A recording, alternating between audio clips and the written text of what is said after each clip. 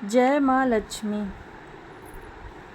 इसी दिन समुद्र मंथन के समय क्षीर सागर से लक्ष्मी जी प्रकट हुई थी और भगवान विष्णु को अपना पति स्वीकार किया था।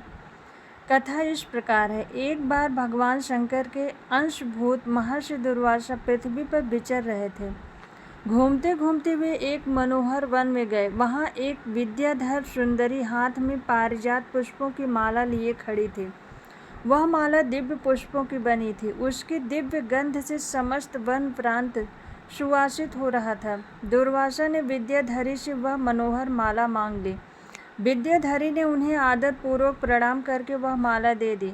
माला लेकर उन्मत्त वेशधारी मुनि ने अपने मस्तक पर डाली और पुनः पृथ्वी पर भ्रमण करने लगे। इसी समय मुनि को देवराज इंद्र दिखाई दिए, जो मतवाले ऐरावत पर चढ़कर आ रहे थे। उनके साथ बहुत से देवता भी थे।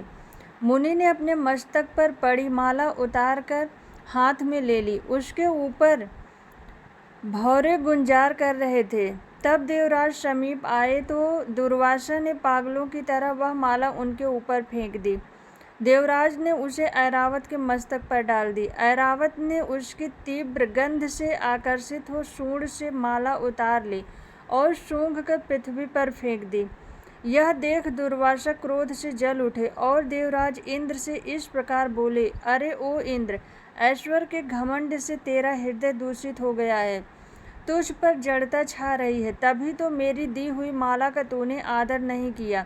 वह माला नहीं श्री लक्ष्मी जी का धाम थी।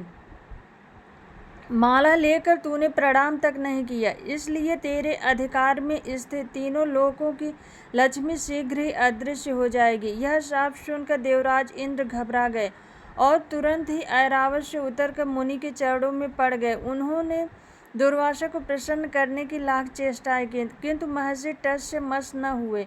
उल्टे इंद्रदेव को फटकार कर वहां से चल दिए। इंद्र भी ऐरावत पर सवार हो अमरावती को लौट गए। तब से तीनों लोकों की लक्ष्मी नष्ट हो गई। इसी प्रकार त्रिलोकी के श्रीहीन एवं सत्वरहित हो जाने पर दानवों ने देवताओं पर चढ़ाई कर दी। देवताओं में अब उत्साह कहाँ रह गया। सब ने हार मान ली। फिर सभी देवता ब्रह्मा जी की शरण में गए। ब्रह्मा जी ने उन्हें भगवान विष्णु की शरण में जाने की सलाह दी तथा उनके साथ वे स्वयं भी क्षीर सागर से उत्तर तट पर गए। वहां पहुंचकर ब्रह्मा आदि देवताओं ने बड़ी भक्ति से भगवान विष्णु की स्तुति की। भगवान प्रसन्न होकर देवताओं के सम्मुख प्रकट हुए। उनका अनुपम तेजस्वी मंगलमय विग्रह देखकर देवताओं ने पुनः स्तुति किया।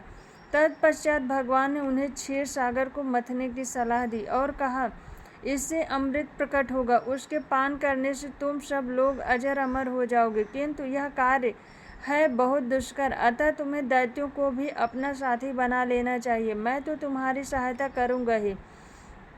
भगवान की आज्ञा पाकर देवगण दैत्यों से संधि करके अमृत प्राप्ति के लिए प्रयास करने लगे। वे भांत भांत की औषधियाँ लाए और उन्हें क्षीर सागर में छोड़ दिया। फिर मंदराचल पर्वत को मथनी और वासुकी नाग की रस्सी बनाकर बड़े वेग से समुद्र मंथन का कार्य आरंभ किया गया। भगवान ने वासुकी की पूंछ की ओर देवताओं को और मुख की ओर दैत्यों को लगाया।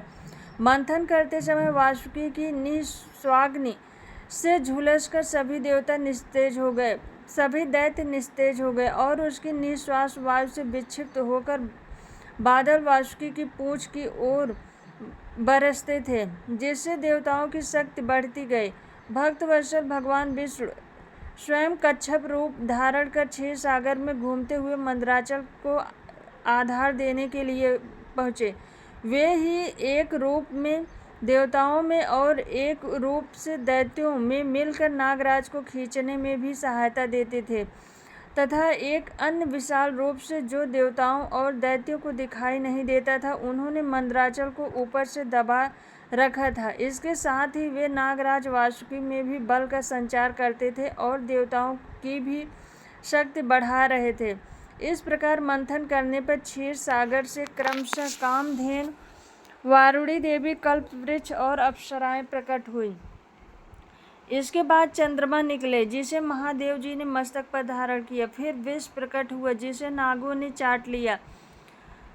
तदंतर अमृत का कलश हाथ में लिए धन्वंतरि का प्रादुर्भाव हुआ। इससे देवताओं और दानवों को भी बड़ी प्रसन्नता हुई। सबके अंत में क्षीर समुद्र से भगवती लक्ष्मी जी प्रकट हुई। वे खिले हुए कमल के आसन पर विराजमान थी। उनके अंगों की दिव्य कांति सब ओर प्रकाशित हो रही थी। उनके हाथ में कमल शोभा पा रहा था।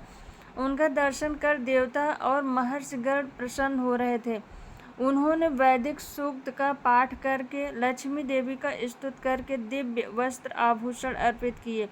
वे उन दिव्य आभूषणों से विभूषित होकर सबके देखते देखते अपने सनातन स्वामी श्री विष्णु भगवान के वक्षस्थल में चली गई। भगवान को लक्ष्मी जी के साथ देखकर देवता प्रसन्न हो गए। दैत्यों को बड़ी निराशा हुई और उन्होंने धन्वंतरि के हाथ में अमृत का कलश छीन लिया।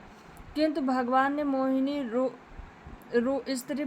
स्त्री के रूप से उन्हें अपनी माया द्वारा मोहित करके सारा अमृत देवताओं को ही पिला दिया। तदंतर इंद्र ने बड़े विनय और भक्ति के साथ श्री लक्ष्मी जी ने देवताओं को मनोवांछित वरदान दिया।